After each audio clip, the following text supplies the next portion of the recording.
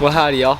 Good afternoon. In today's video, we're actually at Callaway's nursery where if I pick up the camera, there are plants everywhere. And in today's video, we're going to go and pick out some plants for a leopard gecko setup. We're gonna find some succulents and some other various different plants for my leopard gecko enclosure. We're basically going to be building a leopard gecko bioactive setup. As a matter of fact, this was at the request of one of you guys wanting me to build a bioactive leopard gecko tank. Now before we get too far into walking around this giant jungle paradise, look at these water features, guys. These water features look absolutely fantastic, and if I could afford one of these to go near or in my reptile room, I still would. But anyways, I am getting distracted. Now let's go look for some succulents and some other semi-desert dry type of plants to go in our leopard gecko setup. Guys, look at what we found. All sorts of succulents. That's what we need right there. Sheesh, they have a lot. They have a lot of succulents. We got to get a few.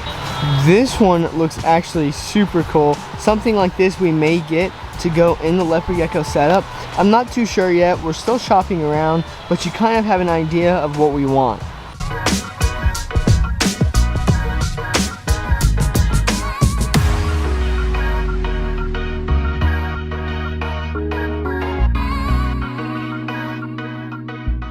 Okay, you guys, so these are the succulents we have picked out. We've got two of these little guys right here. We've got this one, really cool looking one right here. And then my favorite of all, this beautiful looking succulent. Look at how cool that guy is with his little stem growing up. So those are the four we have. We may get more, but that should do it for now. Well, y'all, we are back home with our plants. Now this is the leopard gecko setup we are going to be rescaping. So the first thing we need to do is we need to take this cage outside, completely clean out all the dirt, all the hides and everything like that. We are going to be leaving that backdrop in just because the leopard gecko seem to really enjoy it. Now once we get that cage taken out, cleaned out, and emptied out, we will then begin to start rescaping it, adding plants and everything else like that.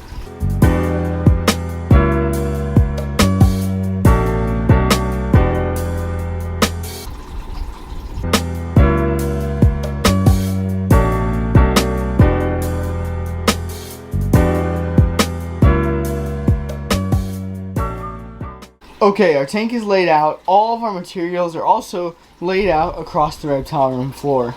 Main component of the substrate is going to be some repti soil. We've also got a little bit of old isopod dirt, which has some isopods and springtails already in it. We're going to add a little bit of charcoal as well. And another very, very important component, which is going to make up about 50% of your substrate, is sand. Now I know a lot of people say different things about sand, but in this case scenario for a bioactive setup, it's also going to be watered down, if you will, or mixed with other bedding. And I keep a very close eye on how my animals are eating and where they're eating to make sure that they don't accidentally ingest any sand. Now compared to many of my other bioactive setups, this is going to be quite simplistic. This is going to be a more simplistic setup, but nonetheless, once it is done, it should look pretty good.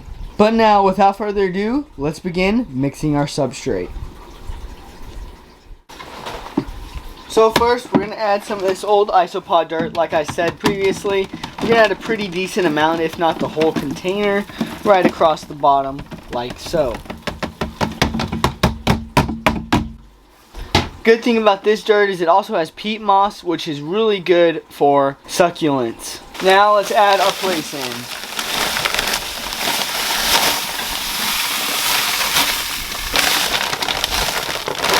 Now that we've gotten this all in here, let's go ahead and begin mixing it up.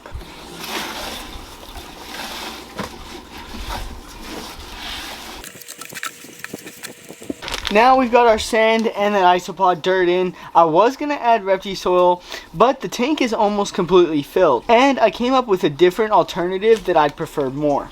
And that is good old-fashioned Eco Earth. I love Eco Earth. It's good to mix into your bioactive setups. It is not good as an alone substrate, but it is good to mix. So we are going to do that. We're going to add some Eco Earth to the enclosure here. Just a little bit, not too much. There we go, there we go. And same thing, we're going to continue mixing it in to the enclosure. Next, another very important ingredient is we're going to add some leaf litter. Now with this first couple of handfuls, we're going to crunch it up really good, almost like a powder in a way, or really small little flakes. See how it's kind of flaking like that? That's exactly what we're wanting. And voila, your substrate's mixed in. You've got your sand, you've got your eco earth, you've got your jungle mix and peat moss in there. You've got charcoal, leaf litter. Now what we're gonna do is we're gonna add our hides, water bowls, any other decor, just to kind of touch it up and make it look a little prettier.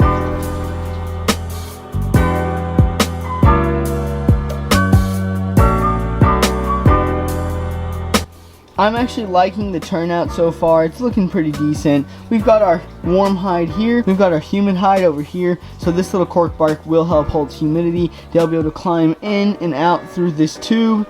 We may add another hide elsewhere also.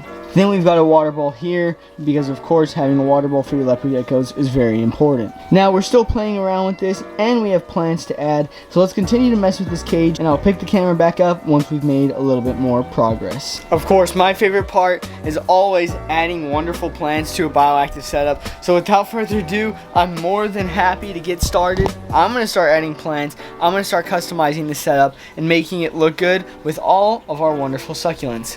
Ding!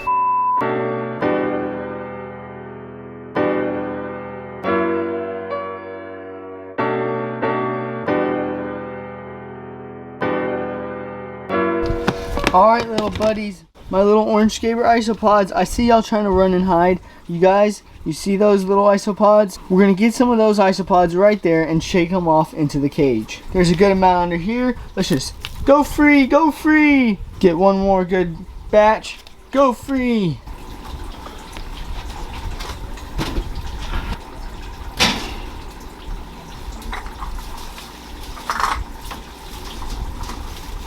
This cage looks quite fantastic and the camera doesn't even do it justice. Now real quick, we're going to go ahead, grab our leopard geckos out of this tub here and introduce them into their new home. So there's our two leopard geckos that we're going to be adding. This is actually a breeding pair. That's why we have these two housed together in a 20-gallon. First we're going to grab the female here. Come on Missy. Come on pretty girl. We're going to take this female and we're going to put her in her setup.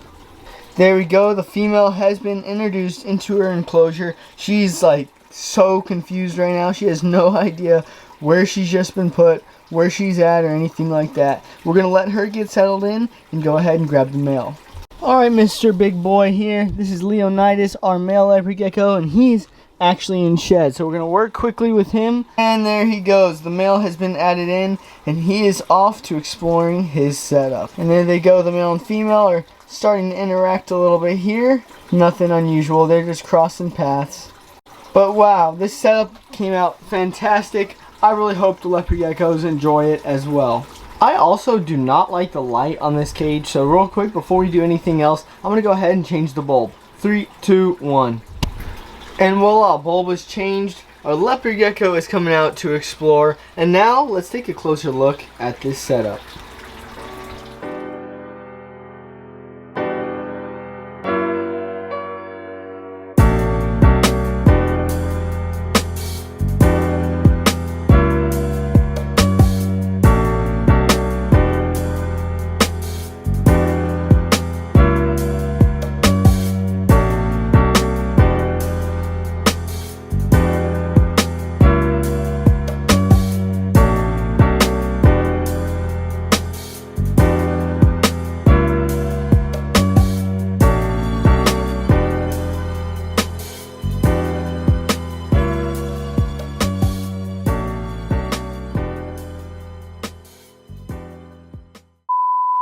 We're going to work quickly with him just so we don't stress him out while he's shedding. Oh my god.